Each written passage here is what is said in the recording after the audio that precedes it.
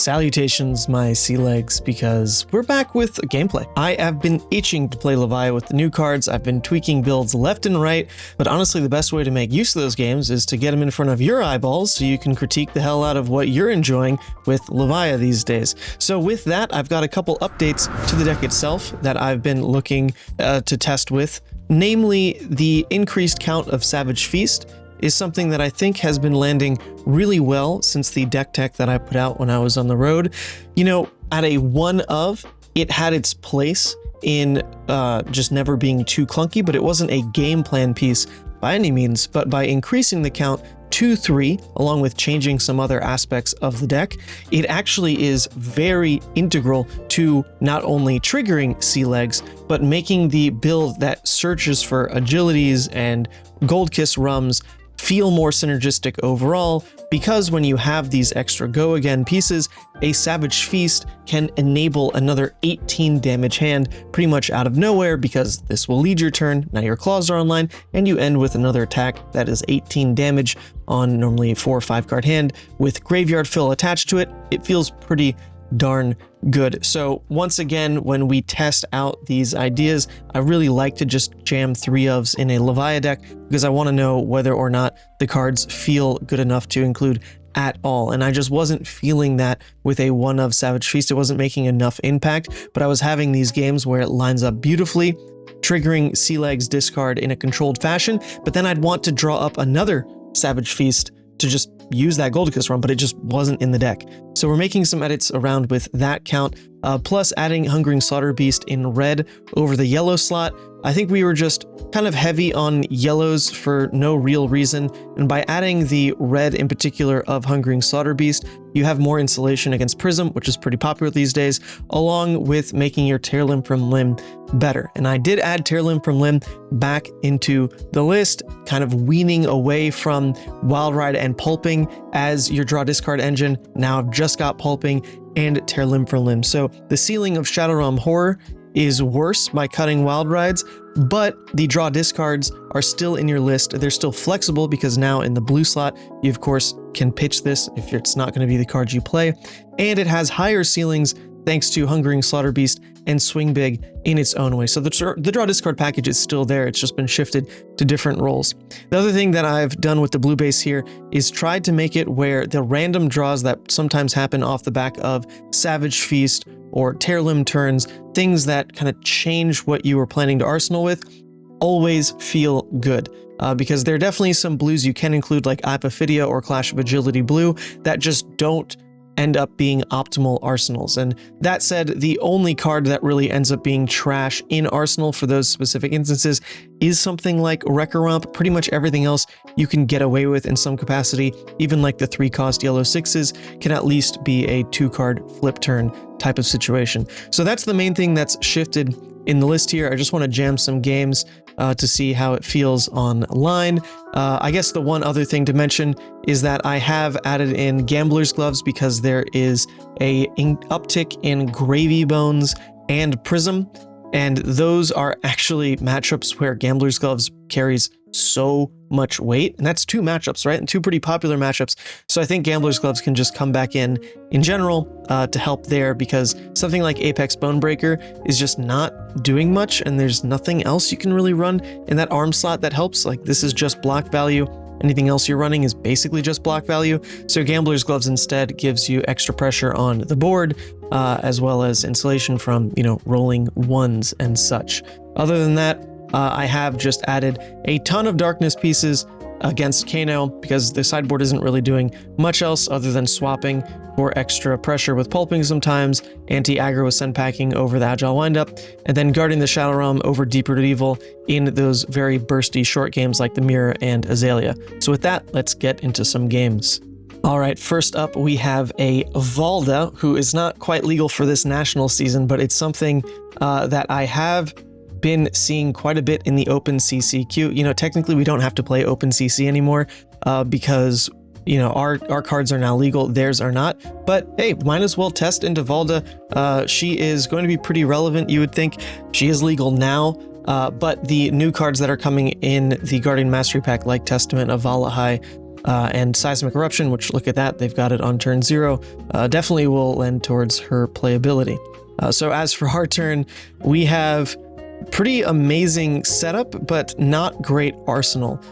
So what we can do instead here is not even feed into what Valda's doing here. We're not even going to attack in theory. We can just set up the Deep-Rooted Evil with one Call to the Grave.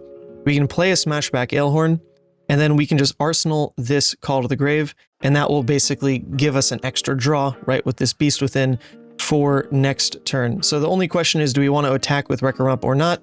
And I actually think I will pass on that opportunity because it would just be a claw swing, and their hand likely cannot fully convert. You know, they're not Bravo, they can't pitch into a hero ability. They don't even have Seismic Chest, so it'd be a bit of a waste. And this guarantees that we do hold on to a blue. And speaking of holding on to a blue, this hand is ripe with Savage Feast. Hey, we added 3 in the deck for a reason.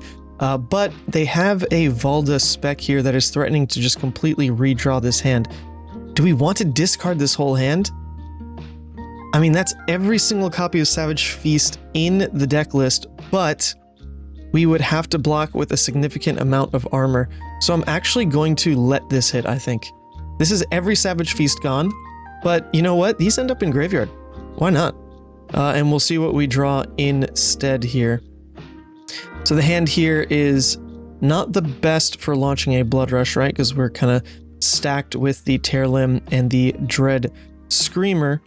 So what we can instead do is just turn this into a different line with Call to the Grave, and probably just arsenal the Blood Rush Bellow is most likely what can end up happening here. So let's lead with this, see what 6 we get.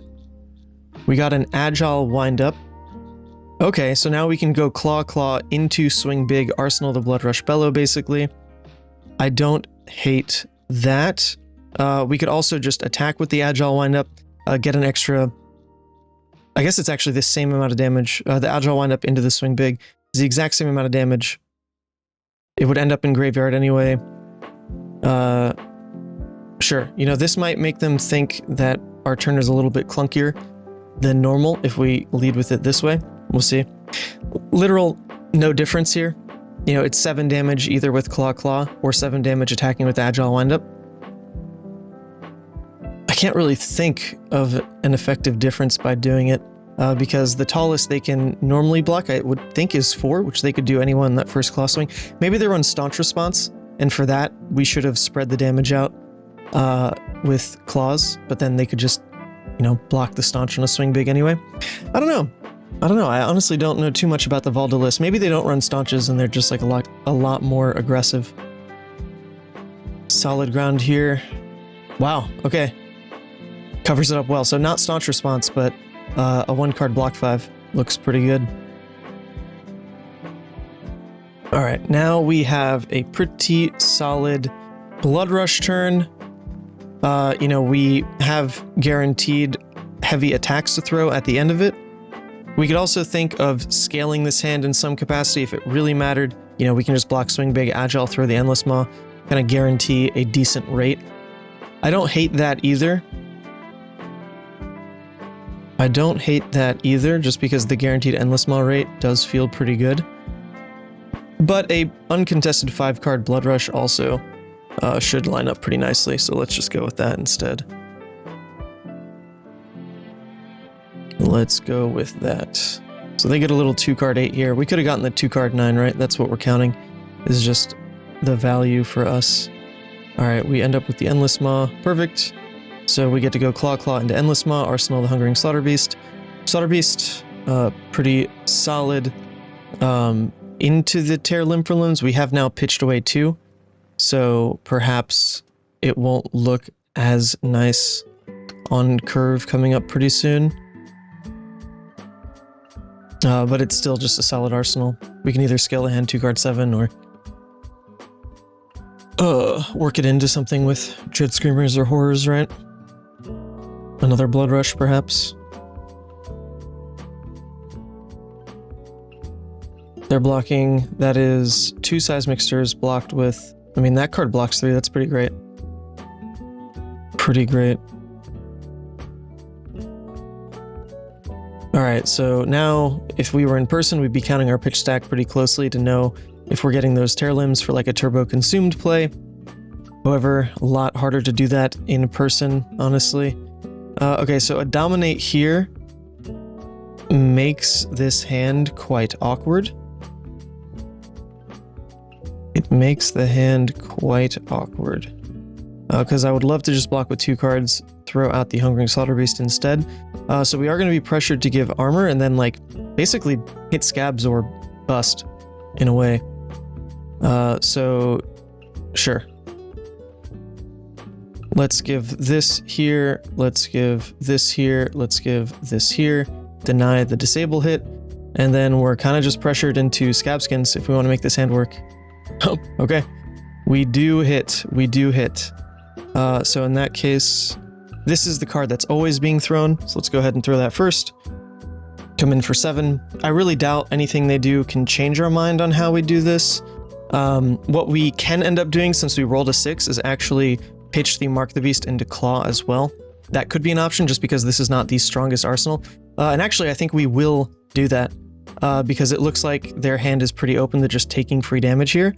So we should be open to resetting arsenal on next turn. So that 6 works out pretty great actually. And all of a sudden look at how the life totals have equalized. That's pretty remarkable.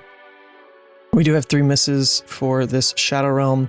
What can we really do about it though? Let's just double check this card. If you would create 1 or more seismic, hit them any +1. All right. Well, our best odds are just to hit the Shadow Realm. In terms of pitching, I actually think we're going to pitch the Beast Within, just because we want that back in deck. We do hit the go again. Nice. So we can just return with the Deep Rooted Evil, pitching that blue anyway. If we had missed on the go again on Shadow Realm, I think we still would have preferred to have had that Beast Within pitched into deck, because otherwise we get stuck with an IP of Beast Within, and if we draw another Beast Within, we might lose the ability to play our last Call to the Grave for that Beast Within type of effect. Okay. So now, once again, we're stuck on low action points. Man, losing all of the momentum of like Savage Feast as a discard package felt really awkward this game, not gonna lie. Really awkward. So our highest damage if we just throw this hand is 7. Of course, if we hit scabs, 7 goes to 13, and that feels pretty nuts. If we roll a 1, I mean, our hand will at least scale pretty well back into them, because this is a hand that can return 2 cards pretty healthily. So I actually think we're fine to risk scabs again. All right, and we do hit the 1. This is okay. This is actually okay for us. Because this hand we can, like I said, block to scale it, return the Hungering, perhaps even flip. I think my only concern is they have Dominate on their next attack. That's the one thing I didn't really check. It's because they had 3 Seismic Surges. Oh, how interesting. They discard their hand, then draw that many cards. Wow. Discarding Sea Legs is actually really interesting in this position. Interesting, interesting. I mean, that's like a guarantee, so do we let that happen? The problem is if we take 4, then we can't flip, and like that's how the crush effect triggers. So I think unfortunately that just can't be our game plan. It's a really interesting one. I mean, what would that be? It'd be us giving Husk, letting the crush effect through, we discard 4, draw up 4. I wonder if we can still win that way. I'm actually a little interested. I think for science, we're going to try this. For science, we are going to give up on flipping this game to let the Sea Legs trigger happen. Yeah, okay, science, baby. Science. Interesting. Interesting. Okay. So now our hand lets us throw Boneyard into Graveling, arseling the Dread Screamer, playing the Smashback. I don't hate that. Our hand also just goes Dread into Graveling, nothing to do with that Beast Within, so I think we do Gold Kiss now. We'll just come in with this into Graveling, play the Smashback. Arsenal the Dread, and then our turn maybe goes 3 wide next turn would be the ideal. We're set up pretty decent for it because we have the Deep-Rooted Evil. They have a ton of Seismic Surges, of course, but our armor's still looking healthy. Debilitate. 1, 2, 3, 4. Alright, so that is always going through. That's always going through. Coming in for 9. First attack -2 on Crush. Interesting. Tear Asunder is pretty wild as well. I kind of haven't missed playing without that card in the game effectively. So our hand just becomes like Dread into Deep-Rooted. We have to say no blocks, and we just let the Mark the Beast and Dread Screamer go. It's kind of unfortunate, but it's all we really have. We'll discard this, we'll discard this. We come in here, just for 3, so sad. We are not giving them any Seismic Surges for this turn, and we still have a bunch of armor to pivot. We're also getting up to potentially flipping, which is fun. It always feels good to get to flip against Guardian. It's going to take like 3 turn cycles minimum to get to that point. So I'm not entirely sure if the game will last that long. Kind of depends. That is our last Blood Rush. But they are Guardians, so there's a world where, you know, their turn just has to pivot into like a Titan's Fist. Then we will be able to play that last Blood Rush if we do draw it. Okay, this is a beautiful hand for this point in the game. Beautiful hand. Yeah, so this Swing Big and Arsenal should set us up pretty well for the last Blood Rush draw. Nice. Okay. So just want to double check. Is that the way we want to go? There are 2 misses, so we can't really go for the Horror turn effectively. We could also just go for Dread Screamer into the Swing Big. But we have a guarantee of one of our Go Again attacks. So if we draw resources, we can probably just go like Claw, Attack, Swing Big. So I think we'll just take that route.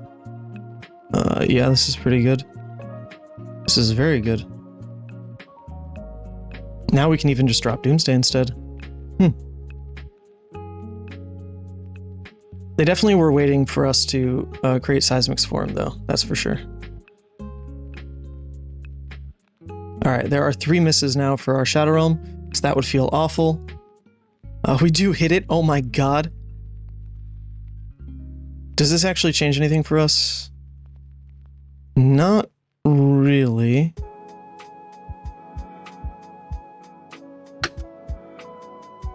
Okay, we do just win, I believe, because they get to block here, and they still take 7. So I think we do just win. Okay.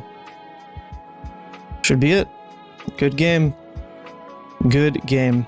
Alright, pretty interesting. I really wonder how this matchup will settle with Put Them in Their Place being potentially synergistic for us. Like, I wonder if Valda's going forward just don't run this into Levia. Some of the other hit effects, right? Like just stacking Terra Senders, things like Righteous Cleansing, Disable, like those are still hugely impactful for us. But I think Put Them in Your Place, I mean, it's just vanilla that helps our game plan. I think eventually this will just not make the cut into a Levia matchup. That's a pretty cool game. Pretty cool game. I liked the threat tracking we had going on. The Sea Legs interaction was interesting, but our pitch stack was not fantastic for naturally drawing. Our pitch stack was more set up for consumed, but then we gave up on consumed. So I think because of the experimenting we're doing this game, we played a little bit too loose with that. But in a more competitive setting, it's quite easy to flip into Guardian if you want to. And our blood debt was at like, 3-ish when we had that opening. So I think we almost always are supposed to go for that because we know that we've stacked tons of power in our pitch stack with the Tear Limbs, right? I mean, so we know that this is a hand we pitched. This hand we pitched are the only misses left, right? like the next 2 hands of draw after that would have guaranteed tear limbs, and we would be able to play from consume. So I think, yeah, we should always go for consumed if we're taking it a little bit more serious. All right, now we have Arakni, Marionette, and honestly, I have not played a lot against the new age Arakni that is so dagger-centric. I'm a little interested, actually, if this will even be a better matchup than before. I think the stealth version of Arakni was pretty annoying, but it didn't feel too awful. This version, I have no idea. I feel like we're just going to straight up race. I'm not entirely sure either on pulpings. I feel like they do run like value D-reacts, so we might just give up on the pulpings here. But we'll just take the full armor suite and say go. Alright, so they put us on the play. We have an agile windup set up with a Blood Rush arsenal. I will take that. Go ability. Actually, the Blood Rush arsenal, it's questionable. The Boneyard Marauder's a better guarantee for us, I think. So, you know what? I said Blood Rush arsenal, but we are going to do this instead. We can even, this is interesting, we can even pivot the hand if we want to just Boneyard into Swing Big. We'd have to block with the Swing Big. So we'll see if they give us that option, but we'd be able to block, we'd play Swing Big, we'd close Chain and throw Boneyard Marauder. It was a really nice 3-card play. Yeah, so they're always drawing Savor Bloodshed, like we're not blocking enough this turn.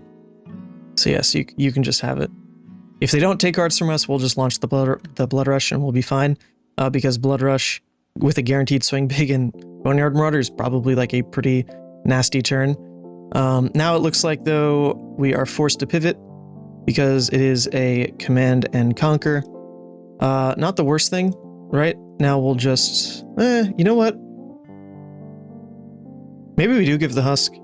I kind of like what we talked ourselves into with the Swing Big and Boneyard Marauder guarantee on Blood Rush. We just don't know if we'll draw resources, is the one issue.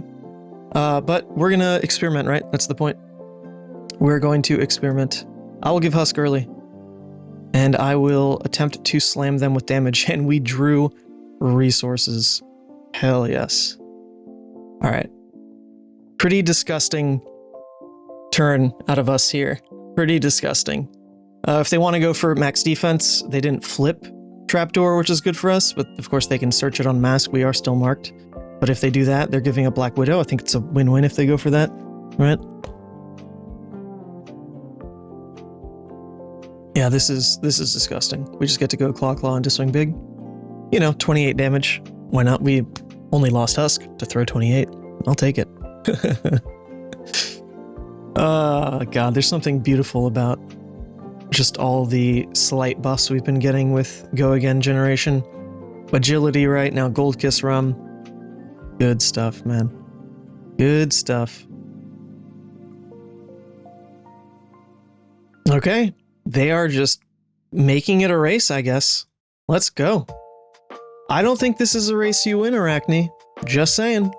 We also only have 1 Blood Debt, so with them having the whole Black Widow set up this early, I just don't think we really get blown out too hard. 1 Blood Debt, right? Who cares? And it's one we put there. It's the Husk. Got 15 on turn 2. Okay. Okay. Our hand is just a Mark the Beast block. With Arakni Black Widow, it's probably not blocked, though. We just kind of let things hit and banish. We're probably still up on the trade.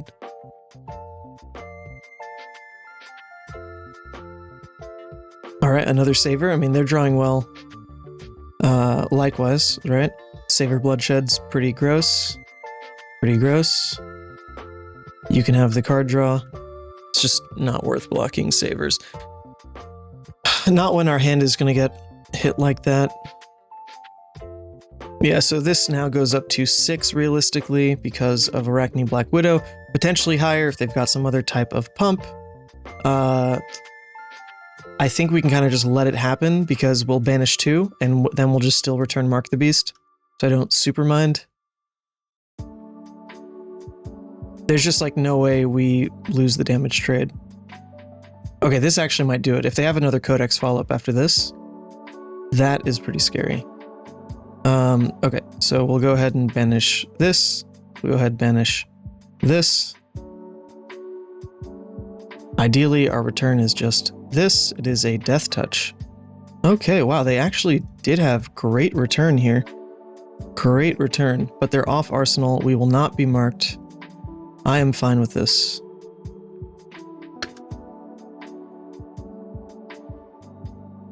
A-okay with this. We banished the blue dread because if we flip with very low blood debt, that's at least a go again, right? And then we banished the sea legs because we would rather keep a blue 6 in deck on the shuffle from like a Call to the Grave type effect. Just a blue 6, block 3 is more flexible than a yellow.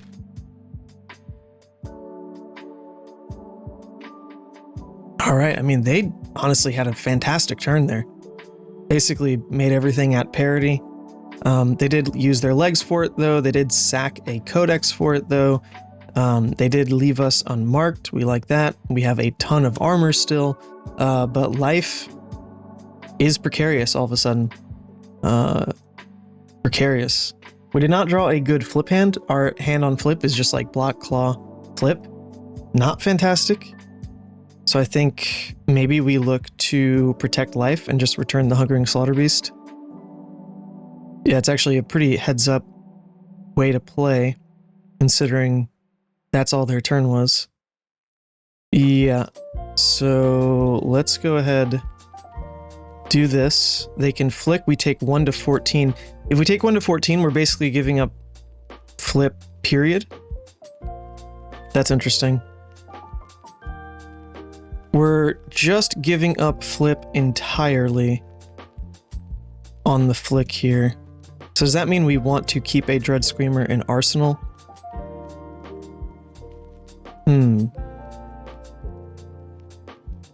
I guess the other option, right, is they flick.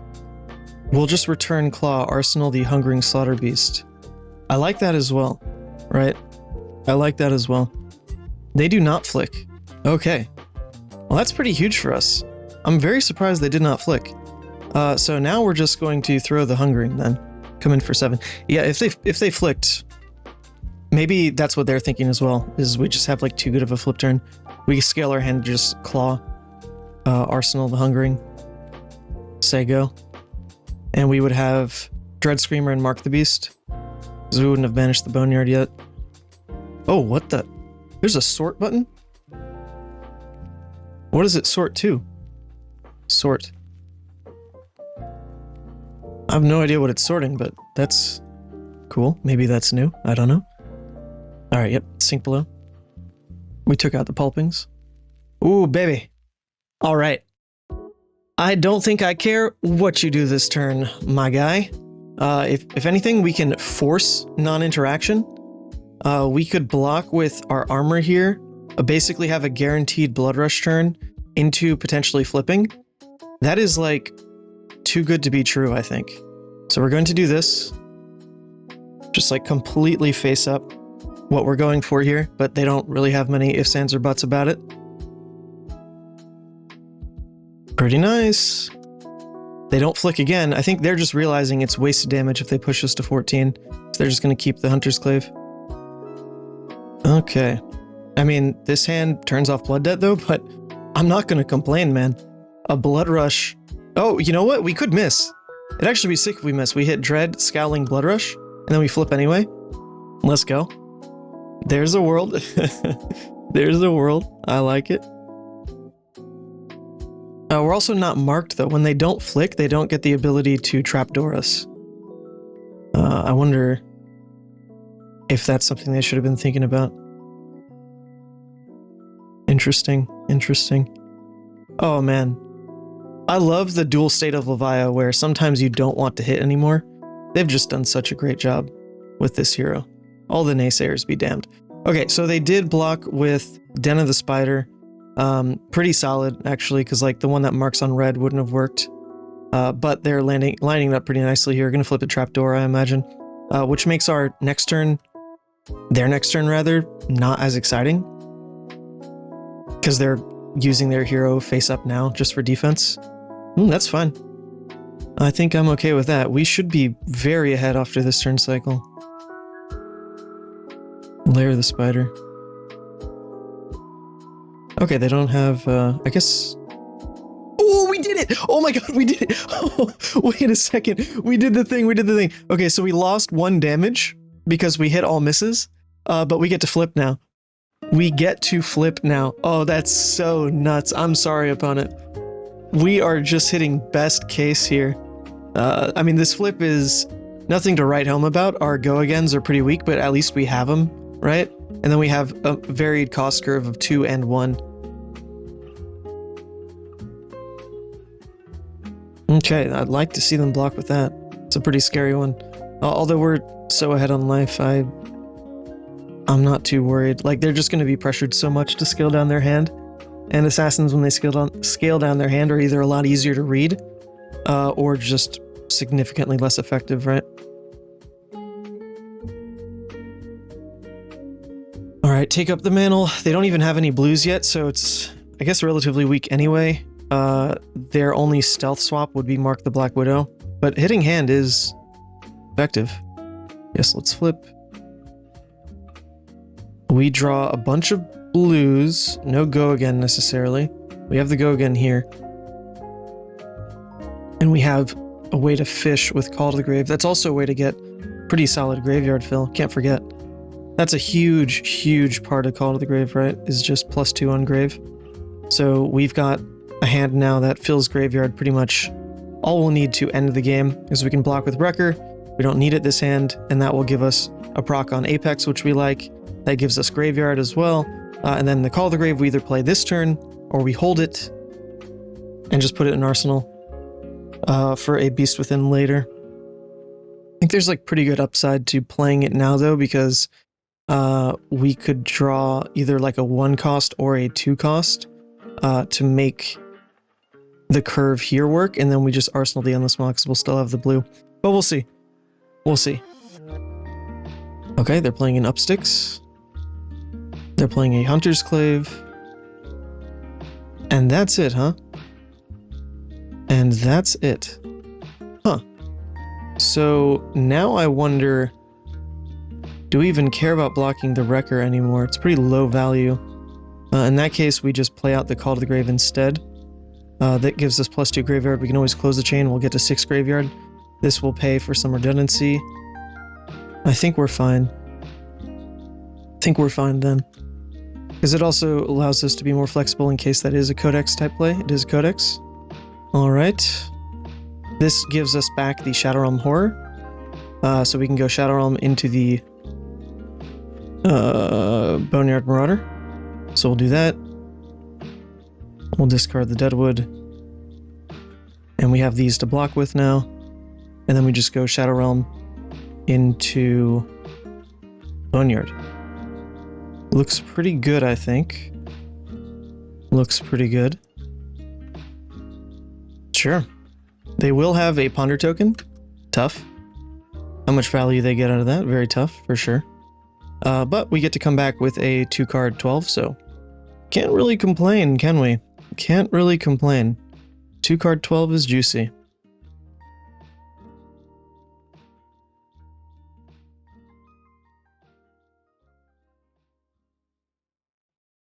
Playing out the Boneyard Marauder, our graveyard will be very thin. It will be at 1 card, but that doesn't mean we're out of plays. It means our damage floor is at least 6 because of Mark the Beast. Of course, we hope it's better than that. But we should take effectively their whole hand. They'll just play back with Arsenal or just pass. If they do keep a card, then they're attacking back into us. We like that. They might just sack equipment instead, right? Alright, here we go. Follow up with 6 again.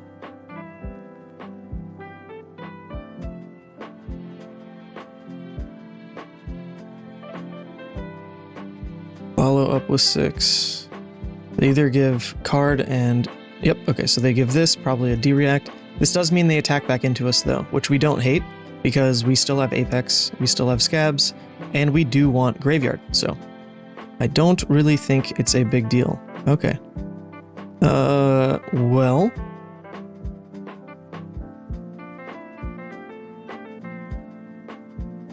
I kind of want to only block Beast Within, play the Smashback, Play the Mark of the Beast, Arsenal the Endless Maw, kill next turn. Is the first thing I'm reading here with this hand. Let me just think one more time. Yeah, that's kind of the only real option we have. Because otherwise, Graveyard is a little bit too light. You know, like we could block with Endless Maw plus the Apex. We go to 3 cards. Then we send Dread Screamer into, like the Beast Within, for example. But that doesn't really give us a way to guaranteed end the game. They can still block that relatively easily, I would think. Because that's just coming in for 5 into 6, and then our graveyard is still in like a pretty bad spot after that. Okay. So now they've got Take Up the Mantle, Reaper's Call. So this is going to turn it into Prognosis. Ooh, we've left ourselves open to literally any color. That's funny. Alright, they took the red. That's still within our means here. They did heal, though. It's kind of the downside of that. This is all within our means to overcome. 5 life is still a lot. Smashback Alehorn. Honestly, not that strong of a play anymore, because we're going to be off of Arsenal. We still do it, though, because it's going to be +1 on next turn. Yeah, +1 on next turn is fine. We go here. We go here. I'll need to send them a file for the might. It doesn't show up. So now they only need to give 1 card because they could also block with Flick. Or they have a D-React. Okay, so they give us 2 cards. So we're always basically +1 card, right? It's kind of the beauty of this phase of the game. All the reactions, I don't believe, pump enough. Is that right? They don't run like +4 reactions, right? The +4s are always front pumps?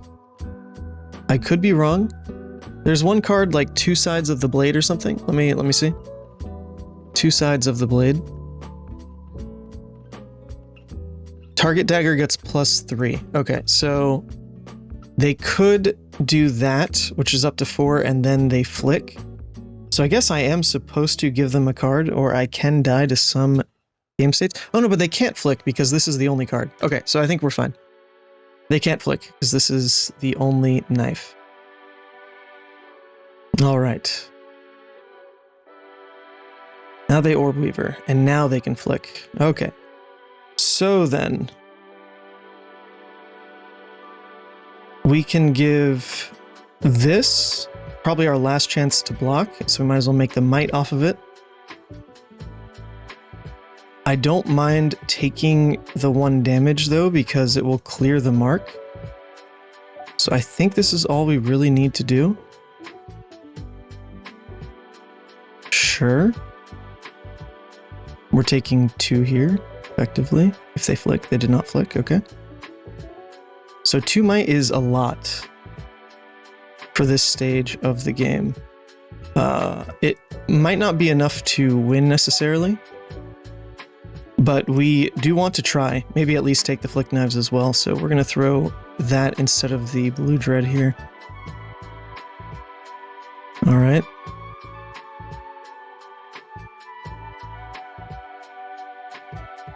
Now the Graveling rather. At this point, they need another D-React, otherwise they give us 2 cards. Okay, now what? Do they run non-blocks? I don't think they do. Oh my god, they do! Exposed. Okay, good game. Okay, I mean, this was basically setting ourselves up to win on next turn, though, so we would have banished 3 cards, 1, 2, 3. Our next draw would be a Tearlimb turn. I don't even think we would have needed to play the Tearlimb, though, because we had Agile wind up. So we could pretty much just go Claw into Hungering Slaughter Beast. Pitching the Agile wind up. That's a break point at this point, so we should take their whole hand again unless they draw a D-React, which it looks like they would not have drawn. So then our next turn we draw up, we banish another 3. So we're drawing these 4, and then we have a bunch of blues. Basically close the game out. after that. Another tail limb turn as well. Okay, I think we were pretty comfortable to win regardless, but that was a good game. All right, we have found a Katsu. So now we get to play more aggressive here. Katsu is one of those where back in the day we actually ran Grasp of Darkness over Apex Bonebreaker. I wonder if that's still worthwhile. I think we're going to opt to just go Apex right now though. But what we get to do here is opt for a bit more aggression. We can run the pulpings into this matchup. They're pretty good. We get to run the send packings over the agile windups. Look to scale our hands a little bit more. And I think for that alone, the reason that we have send packings in the list is to combo off of Apex anyway. So we're going to keep it for pretty much that reason alone, I believe. And then run the deck as is otherwise. The other option is Guardian over Deeper Rooted Evil. I actually think we're going to try this. I haven't played into Katsu enough in recent memory. But back in the day, I don't even remember if we had the demi-hero, in all honesty. Like last time Katsu was decent.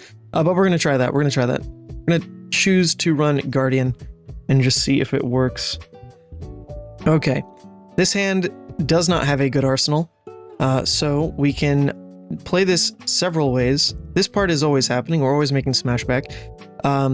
Then we either play the Beast Within and arsenal the Dread Screamer, or we play the Wrecker Romp, hope to draw a better card off of the Beast Within. That also gets us the most amount of graveyard fill.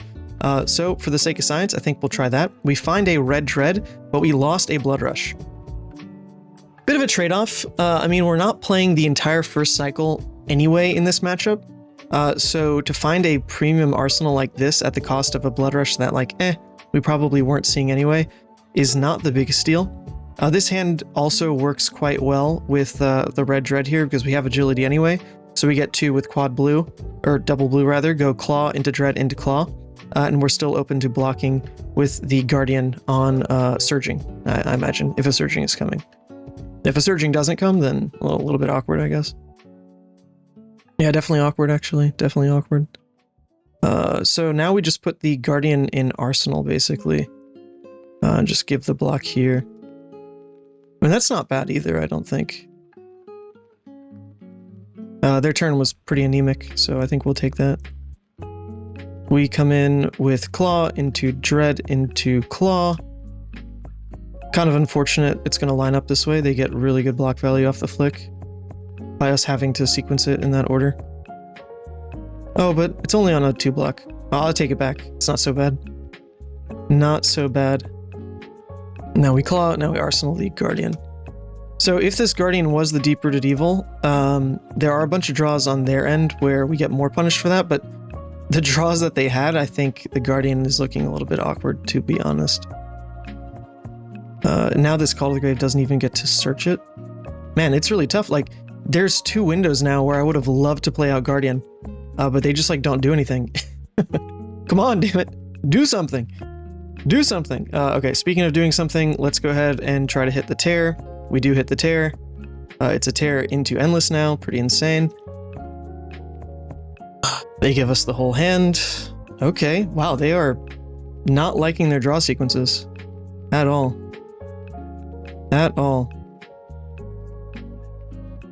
So now the best thing we really have is a send packing where we take 2 blood debt to do so. I don't like that at all, but it's pretty much all we've got.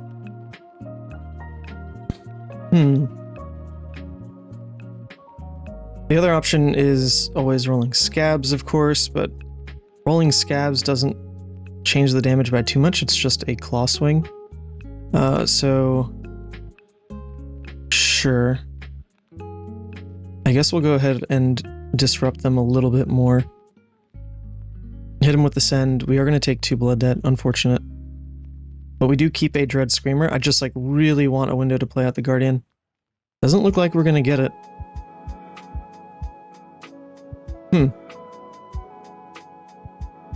Unfortunate. Maybe I should have just force played it out on a Kodachi. It would have looked super weird, but it in Arsenal when they're just not drawing Surging Strikes. I mean, where's your Surging Strikes, bud? It just feels pretty weird here, not gonna lie. I think we go ahead and... Okay, there's a blue Surging, great. That's fine. You can have this. On their next attack, I think we actually will block with Sash, potentially. Just so that we can, like, force out this hand. They're also going Mask. Okay, so they go Descendant into Bonds, I imagine. Sure. What is this one? Dishonor? Bonds, yep. They don't have a Dishonor yet, though, right? So it just ends up being a Fluster Fist. Okay.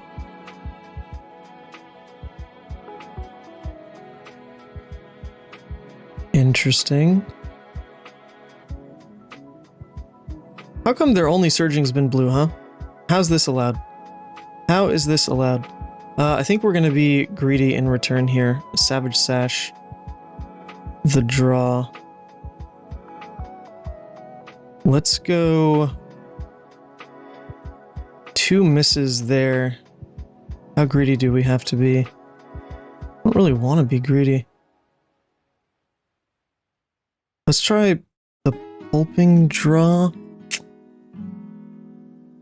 Yeah, the turn might just end straight up on the horror. I'm going to try the pulping. Alright. We do this. We do this into Boneyard. Not a bad blood rush. Not a bad blood rush. Not a great blood rush. But, you know, game's been equalized. Okay. Now here's another problem. We only drew 1 resource card. God. We just cannot catch a break. Cannot catch a break. Let's still do this, though. Gonna Guardian here. Alright, it looks like it did disrupt them. Now they pivoted into Kadachi. We like that. Okay, we still like this. We have flip opportunity for us. Pounding Gale. So we can just go block Endless. Block Endless Scabs, basically, because we don't want to risk the breaking scales. And then we just flip. Flipping is pretty damn strong. We've got Dread, Endless Mark. Those are like nuts flips. Absolutely nuts flips. So I think what we're going to do is block like this. We're going to throw a 1-card 4. I don't really care about the Tear Limb being our arsenal card here. I just want to deal damage. Sure, so let's do this into flip. We have a bunch of armor still. They do too, to be fair. They take it, we flip, and we drew blocks and resources. That's all we wanted. That is literally all we wanted. So starts with 100 wins. They don't run mask, so we can just go for value block. We should always be free to just value block, so this block's a full 3.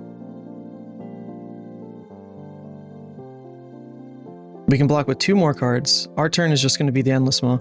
Ideally, we want to find a spot to Apex as well, so that way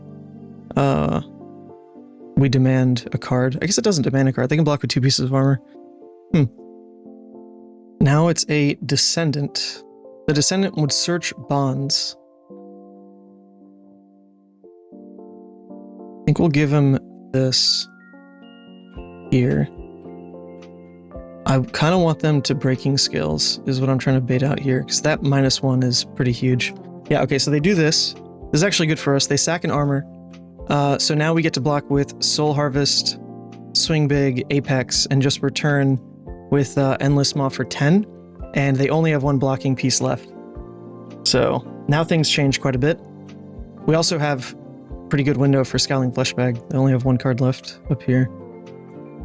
Just to guarantee that they don't throw out this turn is interesting. They still don't have Dishonor. Still don't have Dishonor. Okay, so it's a Pounding Gale. They are not going to Kadachi. I think this makes Fleshbag look worse, though. So... yeah, we know for a fact then our turn is just this.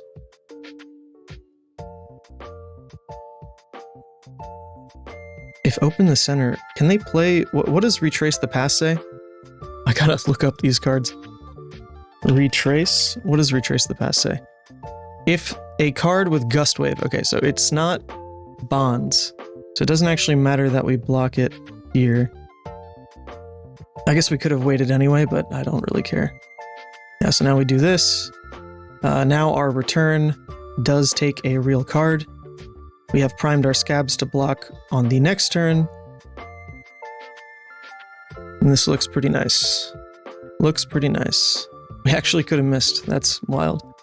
So they can't just block Breeze Rider anymore. Also, by going one tall, it works in our favor for Flickflacks, which we know they run. We just want to draw hands that curve on the Dread Screamer here, so we need a blue and a 1-cost, basically.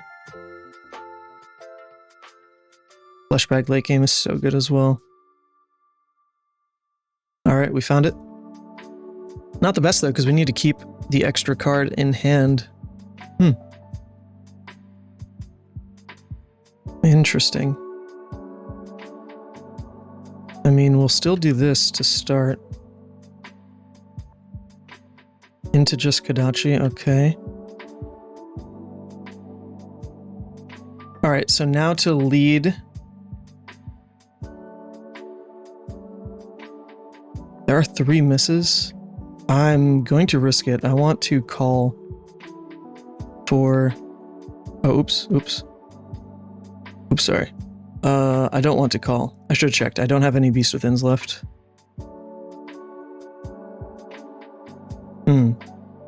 No Beast Withins left. Okay. Well, I should have checked that first, to be fair. So it means we will not be able to draw on the Savage Feast, but it's still 12 damage, which at this point in the game is relevant. So let's do that. We still have a Dread Screamer follow-up. Cool. We have momentum. We like it. We have guaranteed. Go again. All right, here it is. We go Dread into Swing Big, and we win. And we would have arsenaled another guaranteed go again. Here it is. Here it is. Good game. Good game. Wow. What a powerhouse. What a freaking powerhouse of a deck this is. That's absolutely wild. Absolutely wild. Okay. Okay. With a Mark still, with a Tear Limb. We're to banish this. Our next hand is like a Force Blood Rush if we want it. Or we just pitch it for the Tear Limb, which I think we do that. It's more guaranteed. Nuts. All right, folks. That's the power of Levia these days. But, you know, you got to work with a lot of different variables, right? You're not always getting Tear Limb Swing Bigs. You know, that doesn't always happen. It does happen, and it's nuts. Sometimes you get a Claw in there, too. You don't always get Savage Feast with your Gold Kiss Rums, but sometimes it does happen, right? Like sometimes you don't even play Doomsday. I don't think we played Doomsday in a single one of those games, right? But what does happen consistently is the Demi Hero, if you want it to, right? Which lets you smooth over your toolbox of attacks and things like that, as well as your Armor Suite is like the other consistency piece, right? So you have guaranteed power over so much of the game in this part of the deck and in this part of the deck. So all the other cards that you add in are going to be pretty variable, but I think we've done a lot to make sure that these cards look their best as often as possible. And that's the most you can really ask out of Levia. She is a deck with pretty heavy variance on your own side of the table, but there's less and less of what your opponent's doing that's really going to blow you out anymore. You know, Nu is gone. Azalea is actually like a pretty fine matchup, but even when she leaves, that's another like high roll matchup out of the way. And then you have good control into the other high roll matchups that exist in the game, right? When you play your Brute Mirrors, you've got something nifty with Guardian of the Shadow Realm and Blazophet Levia Consumed. When you play against Acilio, you've got Fleshbag for their combo turn, as well as Darkness Pieces for Surges.